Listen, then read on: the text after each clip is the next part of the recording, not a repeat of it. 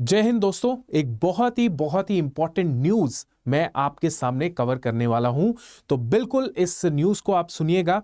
News ये है कि प्रेसिडेंट ऑफ इंडिया यानी कि हमारी द्रौपदी मुर्मू, इन्होंने एक इमीडिएट ऑर्डर पास किया है कि डिसमिस कर दिया जाए आर्मी के मेजर का। ठीक है, डिसमिसल होना चाहिए, इमीडिएट डिसमिसल होना चाहिए आर्मी के मेजर का। तो उसके ऊपर हम लोग सारी की सारी चीजें डिस्कस करने वाले हैं। वैसे हमारे जो प्रेसिडेंट ऑफ इंडिया होते हैं वो supreme commander of the armed forces भी होते हैं, यानी कि आर्मी, नेवी, एयरफोर्स के जो सुप्रीम कमांडर होते हैं वो प्रेसिडेंट ऑफ इंडिया होते हैं। और इन्होंने आर्मी मेजर को इमीडिएट डिसमिसल का ऑर्डर पास किया है। उसका क्या कारण है? उसका कारण यह है कि उन्होंने एक बहुत ही नेक्स्ट लेवल की सिक्योरिटी जो लैप्सेस होते हैं, नेशनल सिक्योरिटी के साथ जो है उन्होंने कुछ छेड़खानी की है। जो राष्ट्रीय सुरक्षा है उसके साथ उन्होंने कुछ ना कुछ लैप्स यानी कि उल्लंघन किया है। उस वजह से इनको जो है बर्खास्त किया जा रहा है। अब आपको मैं बता देता हूं बेटा, मैं यहां पे मेजर गौरव जो कि बड़े फेमस हैं, जो कि प्रेसिडेंट के बॉडीगार्ड रह चुके हैं, उनकी मैं बात नहीं कर रहा। मैं सिर्फ इनकी बात कर रहा हूं, मेजर रैंक की बात कर रहा हूं। मैं वो जो डिसमिसल मेजर है वो ये नहीं है, मैं पहले बता दे रहा हूं। मैं बस यहां आपको मेजर रैंक का रेफरेंस दे रहा हूं कि मेजर रैंक की वर्दी क्या होती है। मेजर रैंक का जो ऑफिसर होता है वो एक अशोक स्तंभ अपने कंधे पे पहनता है और वो एक कंपनी कमांडर होता है। समझ गए आप लोग? कंपनी कमांडर होता है तो अच्छी खासी रिस्पॉन्सिबिलिटी जो है एक मेजर रैंक के ऑफिसर के पास होती है। अब एग्जैक्टली हुआ क्या, कैसे हुआ, सब डिस्कस करेंगे।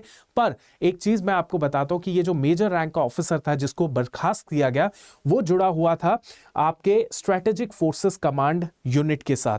अब ये करंट अफेयर्स में भी आपसे एग्जाम में पूछा जाता है, स्ट्रेटेजिक फोर्सेस कमांड यूनिट क्या है, ये किसका हिस्सा है। तो ये सारे करंट में भी आपसे इंपॉर्टेंट ये पॉइंट बन सकते हैं करंट अफेयर में। तो स्ट्रेटेजिक फोर्सेस कमांड यूनिट क्या होती है, लेट्स टॉक अबाउट दैट। देखिए, इसको हम लोग क्या कहते हैं, कमांड यूनिट को हम लोग स्ट्रेटेजिक न्यूक्लियर कमांड भी कहते हैं। What we call strategic nuclear command भी कहते हैं, जो कि बेसिकली इंडिया की न्यूक्लियर कमांड अथॉरिटी का एक बहुत ही इंपॉर्टेंट कंपोनेंट है।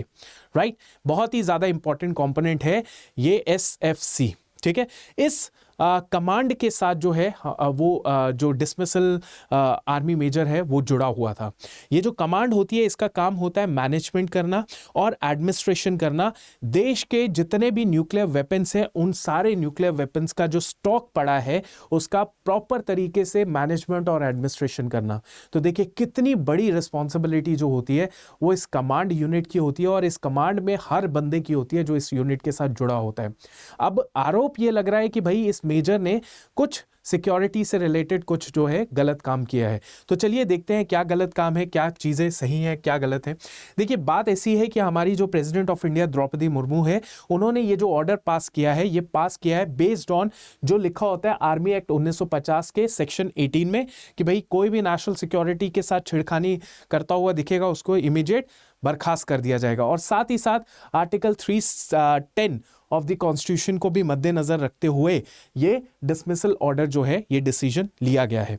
दूसरी बात यह है कि सिंस मार्च 2022 से ही मेजर का जो कंडक्ट था, बर्ताव था, बिहेवियर था, वो थोड़ा सा संदेह वाला था कि थोड़ा थोड़ा सस्पेंस था कि ये बंदा कर क्या रहा है ना। तो स्क्रूटनी में तो 2022 से ही मार्च से चल रहा था कि इसके ऊपर जो है एलिगेशंस लग रहे थे, कॉन्फ्लिक्ट्स हो रही थी। अब इन्वेस्टिगेशन बोर्ड जो है वो शुरू हो गया। इन्वेस्टिगेशन बोर्ड को स्टैब्लिश किया गया कि जो भी इस ऑफिसर के ऊपर आरोप लग रहे हैं उसको इन्वेस्टिगेट करो, सही है, गलत नहीं है तो उसको सही करो, ये सारी चीजें।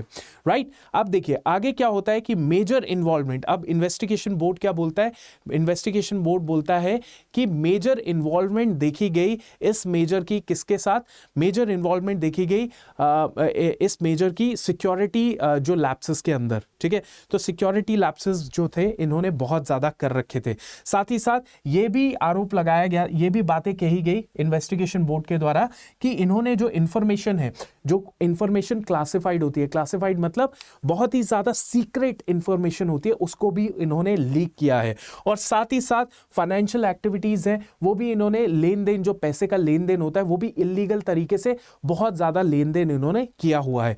और साथ ही साथ इनके ऊपर जो है वो जो होता है ना कि एक तरीके से फॉर एग्जांपल इंफॉर्मेशन निकालनी है, स्पाई जो होते हैं वो इसके ऊपर लगाया गया है कि इन्होंने यहाँ की इंफॉर्मेशन किसी और दुश्मन देश को दी है, इस तरीके के ऊपर भी, इस चीज़ों के ऊपर भी आरोप लगाए गए हैं। नेक्स्ट हम लोग बात करते हैं, इनसाइड सोर्सेस ये भी बताते हैं कि मेजर जो है उसने बहुत सारे कॉन्फिडेंशियल डॉक्यूमेंट्स को स्टोर करके रखा हुआ था अपने इलेक्ट्रॉनिक डिवाइस के अंदर। सो इससे क्लियर पता चल रहा है कि भाई आर्मी का ऐसा प्रोटोकॉल नहीं होता कि आप जो है अपने जितने भी फौज के जो डॉक्यूमेंट्स है, फौज की जो चीज़ें हैं उसको आप अपने पास रख लो, अपने मोबाइल फ़ोन में, अपने लैपटॉप में। ऐसा नहीं है। आर्मी का प्रोटोकॉल यही कहता है कि भैया जो भी डॉक्यूमेंट्स है, जो भी कॉन्फिडेंशियल चीज़ें होती है वो आर्मी के उस ऑफिस के अंदर ही होने चाहिए, ऑफिस के बाहर नहीं जाने चाहिए, राइट। तो ये चीज़ भी इन्होंने की है। अब इसके अलावा बच्चों मैं आपको बताना चाहता हूं कि आर्मी का मेजर का एसोसिएशन जो है वो हाई रैंकिंग ऑफिसर्स के साथ भी था। हाई रैंकिंग ऑफिसर्स का मतलब क्या है? मेजर से ऊपर कौन आ गया? मेजर से ऊपर आपके लेफ्टिनेंट कर्नल आ गए, ब्रिगेडियर साहब आ गए, उनके साथ भी इनका जो है कनेक्शन था। और ये जो लोग थे, जैसे मेजर हो गया, लेफ्टिनेंट कर्नल हो गए एंड ब्रिगेडियर हो गए, इन्होंने अपना एक व्हाट्सएप ग्रुप बनाया था। व्हाट्सएप ग्रुप बनाया था जिसका नाम क्या रखा था? पटियाला पैग रखा हुआ था। और इस व्हाट्सएप ग्रुप के अंदर जो है बहुत सारी जैसे कह सकते हैं कि गलत चीज़ें जो है नेशनल सिक्योरिटी से रिलेटेड भी, और भी बहुत सारी गलत चीज़ें जो है शेयर वगैरह की जाती थी। और इसी व्हाट्सएप ग्रुप को अब स्कैन करना शुरू कर दिया गया है कि क्या क्या इसके अंदर चीज़ें हो रही थी। इसके अलावा जो है ये जो लेफ्टिनेंट कर्नल है, ब्रिगेडियर, इनको भी इन्वेस्टिगेशन के लिए बुलाया गया है। बार बार इनको शो कॉज नोटिस भी दिया जा रहा है, राइट। और इस चीज़ को देखते हुए सामने समझ आ रहा है कि सोशल मीडिया का मिसयूज किया गया। सोशल मीडिया का मिसयूज मतलब क्या हुआ कि देखिए, आर्मी, नेवी, एयरफोर्स के जो जवान होते हैं, ऑफिसर्स होते हैं, उनके डिफरेंट प्रोटोकॉल्स होते हैं। हम लोग जो हैं, आप जैसे मैं हूं, we can use the social media. हम लोग सोशल मीडिया, व्हाट्सएप, फेसबुक, जो भी यूज करना चाहते हैं शेयर कर सकते हैं, यूज कर सकते हैं। लेकिन इन लोगों के लिए रिस्ट्रिक्शंस होती है, so they can not use the social media so openly.